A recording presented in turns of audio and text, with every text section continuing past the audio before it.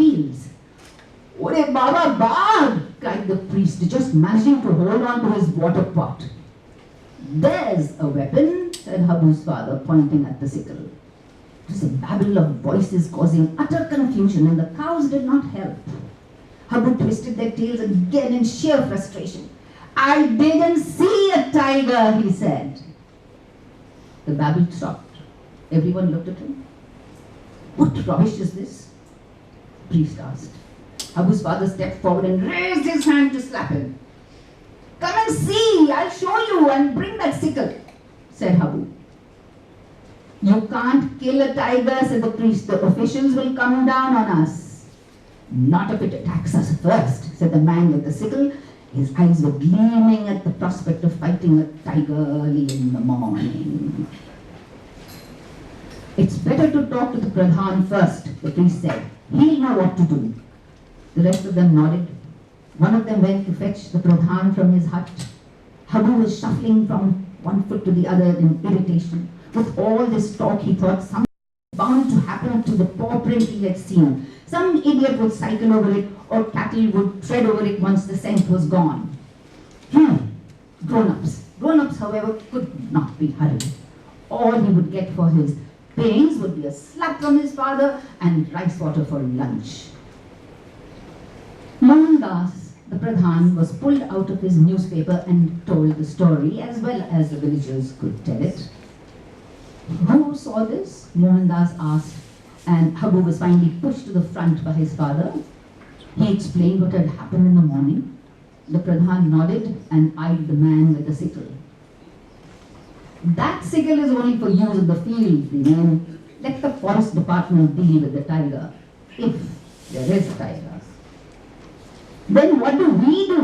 Pull out the festival bows and arrows?" the man demanded, looking disappointed. The Pradhan was about to say something when there was a sound of a cycle bell and a young man rode up to the Pradhan's hut on his bicycle. "What's this?" he asked, "a meeting so early in the morning?" "You have a smartphone, don't you, Master Moshai?" Mohandas asked. "Then go with them. See what Habu is talking about. He says he's seen a tiger." The young man, who was the school teacher, raised an eyebrow, but he obediently turned his cycle, and they all went off together, leaving the Pradhan to return to the morning news and Habu's mother to deal with the cows. The procession was a noisy one, and Habu was certain that they would scare away everything within a kilometer's radius.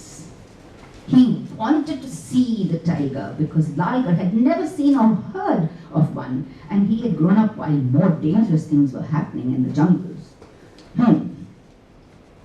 Master Moshai rode in front of him. Habu shouted, "Slow down! You don't even know where you're going." "Where are we going?" the school teacher asked skeptically. "I've never seen a tiger in these forests." Habu explained about the grazing meadow and the small stream, and Master Moshai, pedaling furiously, whisked out of sight, occasionally tinkling the cycle bell. "Everyone knows everything," Habu's father grumbled. "Serve him right if the tiger gets him." Sickle at the ready, the rest of the group finally caught up with Master Moshai's bicycle. He had stopped in a glade behind a small hillock. "The stream is down there," he said, pointing. "I thought we should go together.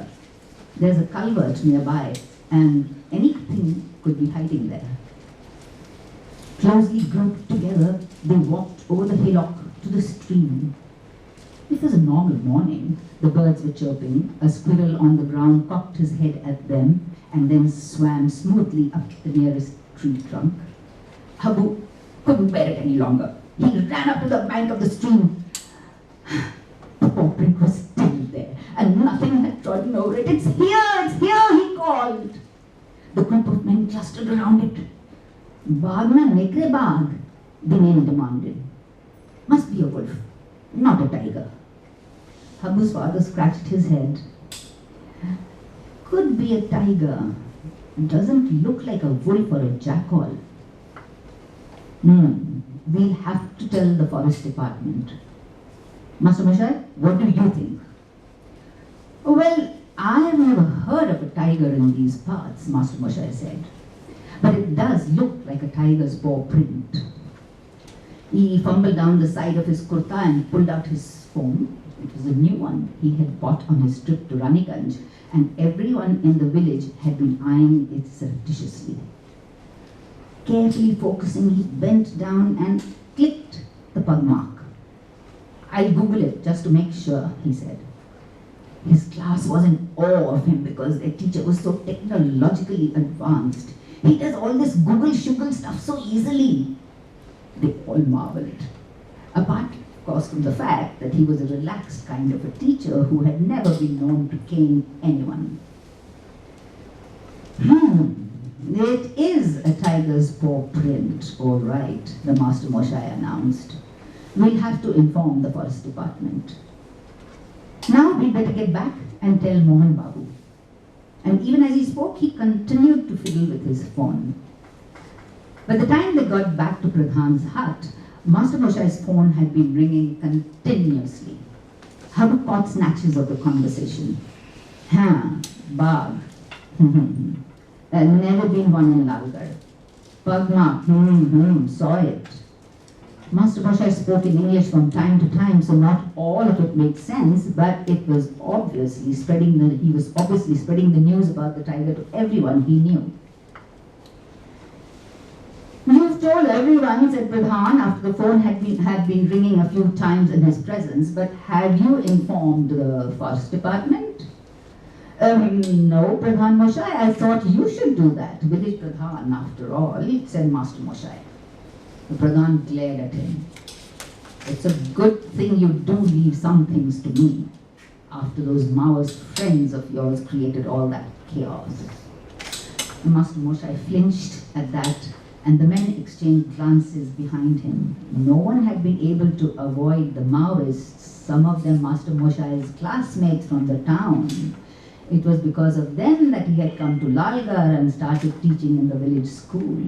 The bigger cities refused to give him a job.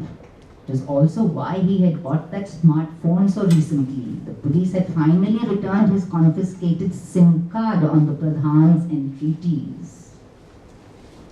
The Maoists too had been tigers of a sort, lurking in the forests, Habu thought, and occasionally walking into the village to demand food or taking a goat when they felt like it.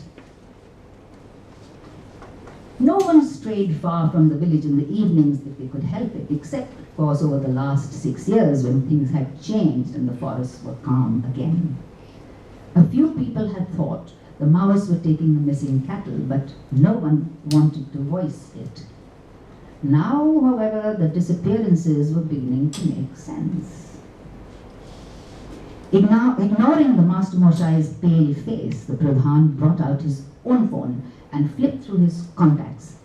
His was an old, battered Nokia. With a grunt, he dialed a number. Then he turned to Master Moshai and said, "Now, send that photograph you took to the divisional forest officer. He wants to see it."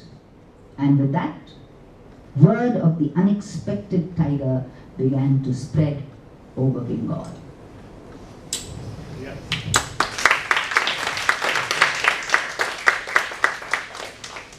Okay, I hope you enjoyed that.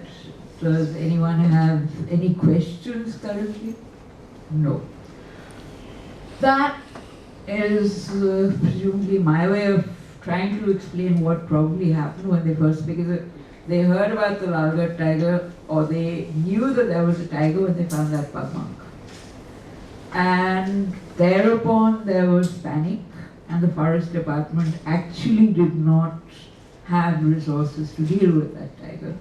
But everyone was trying frantically to see whether they could save the animal before something went wrong or before somebody got killed. So from there we kind of move in. Okay, now, and as I said before, most of India's tigers are now floating outside the national parks because there's not enough room, there's not enough territory for them to occupy. So we have a problem of tigers on the loose and people on the loose. And at some point, people and tigers are bound to bump into each other. especially because people think they have rights over wood, land, and all these other things. The result is we end up chopping trees, we end up taking over streams, and the tiger, who is supposed to be guarding the forests and guarding the deer population and making sure that there are not too many grass eaters, because if you have too many grass eaters, the vegetation gets eaten up anyway. So the forest gets stripped bare of vegetation. The tiger is there to keep the population count reasonable. And no tiger eats more than he or she is supposed to, unlike people who actually do. Anyway, so to continue this, I'm going to show you guys a film. And I'm also going to show you a fairly interesting little snippet which you'll have to watch carefully. This was photographed by someone in a jeep.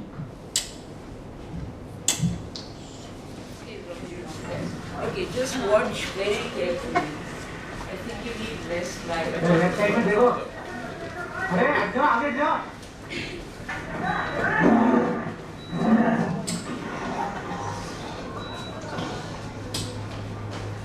Okay, that is an actual encounter.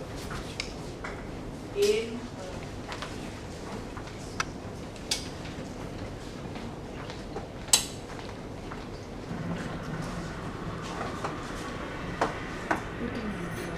Left side में देखो अरे जाओ आगे जाओ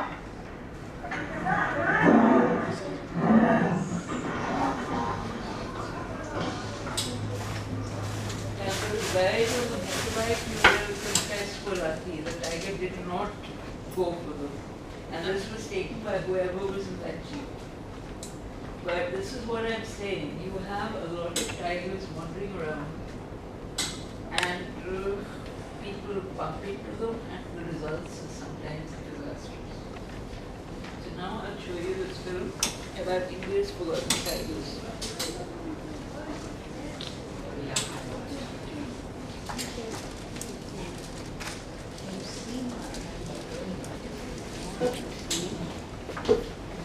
Yeah. It's full screen. Longish full screen. Barbaros tigers.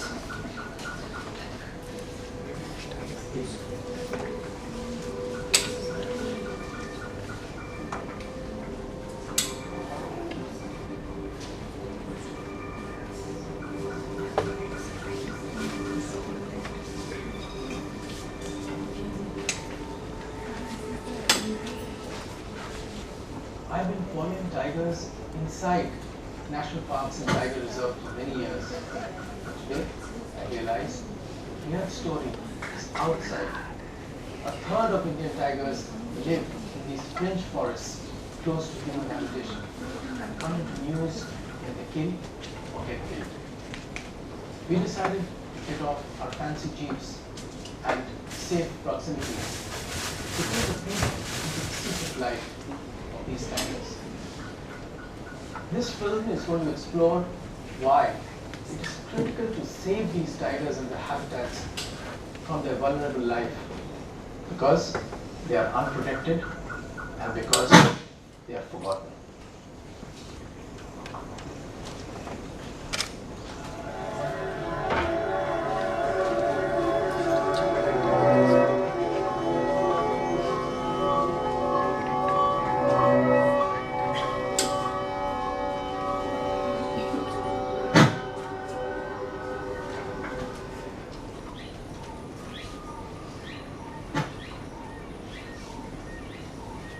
In the early 2000s, there was a tiger crisis.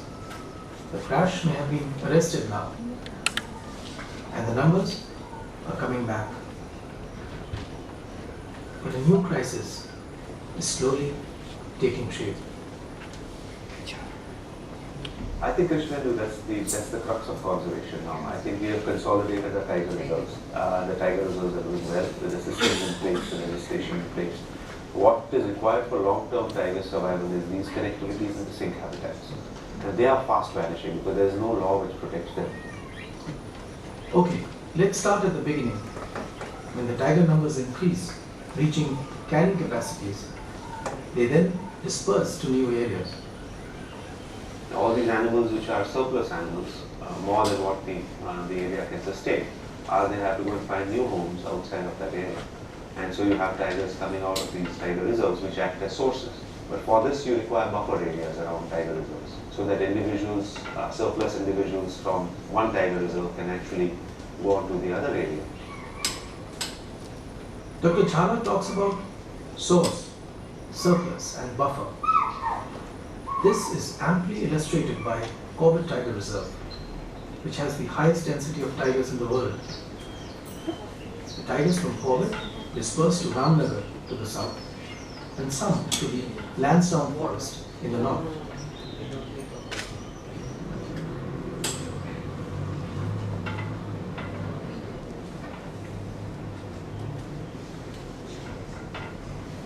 Miraj Anwar is a scientist working with the tigers in the Ramnagar forest.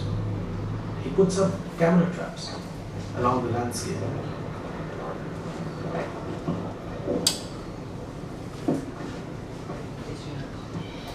So whenever you open this, you are expecting that you will get something interesting. Great. So on this, when a tiger, this is of image. Miraj showed some amazing shots of the local tigers, especially one with a tiny cub in her mouth. Typically, the 35 tigers in here live in a sea of humanity. I saw an interesting sequence of villagers and tigers using the same landscape.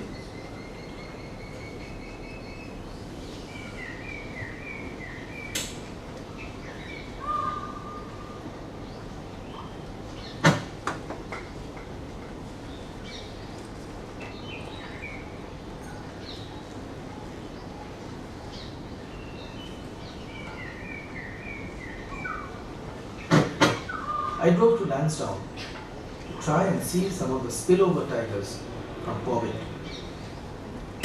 There are an estimated 25 tigers here, and the signs were all over.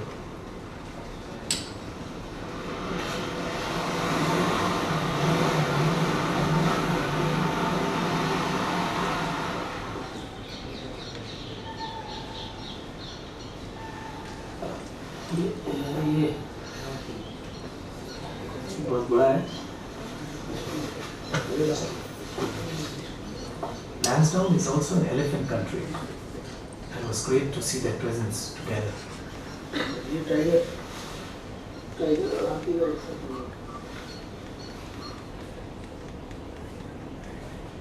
As we see, the forests adjoining Corbett could hold close to 80 tigers. But as Dr. Chhala said, laws don't protect these forests. The legal status of these forests is reserve forests, which have little protection and resources, unlike the tiger reserves.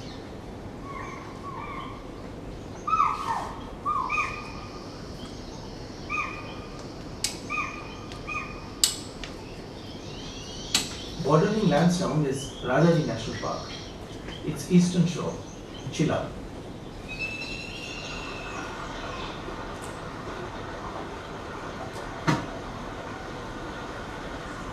Go and check this camera trap. Vivash Pandav, a scientist from Wildlife Institute of India, has been studying this corridor for many years. He has camera trapped tigers right on the river Ravasan on the border of Rajaji and Lansdowne. So right here, I mean, like these This forest that you see, this is the forest where tigers, there are around 10 to 12 tigers living inside this forest. This forest. Okay, this is part of our reserve. And there are also, when it will be also say it as a corridor forest, it's a tiger habitat. Yeah, we see so many pump marks and resident tigers also. There are resident tigers in this area. The tiger that was photographed in 2011 in Lansdowne Forest Division, now he is moving inside Chilla area. Wow. The tigers of Lansdowne and eastern Rajaji are the last of the tigers in this tree. The development of cities like Haridwar and Rishikesh along the Ganga break the corridor and prevents the tigers to cross over. The tiger population of western Rajaji crashed from 10 in 2001 to 1 by the latest count.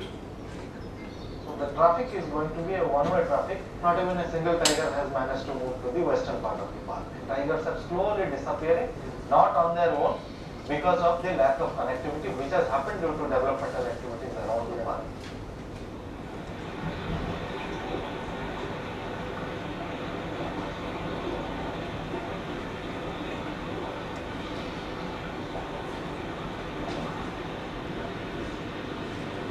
Gore River, Karadungi, Corbett Land. I've been coming here for the last 2 decades, and every time I come here, I'm so thrilled to realize that Edward James Corbett walked the same land about 80 years ago.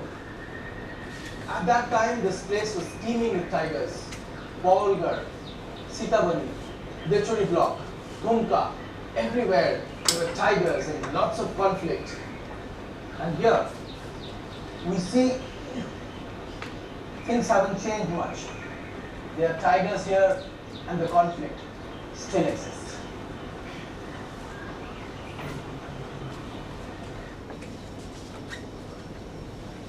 In these multiple use reserve forests with high human presence, conflict is bound to occur. I'm back in the Ramnagar Reserve Forest to check out the human-tiger conflict.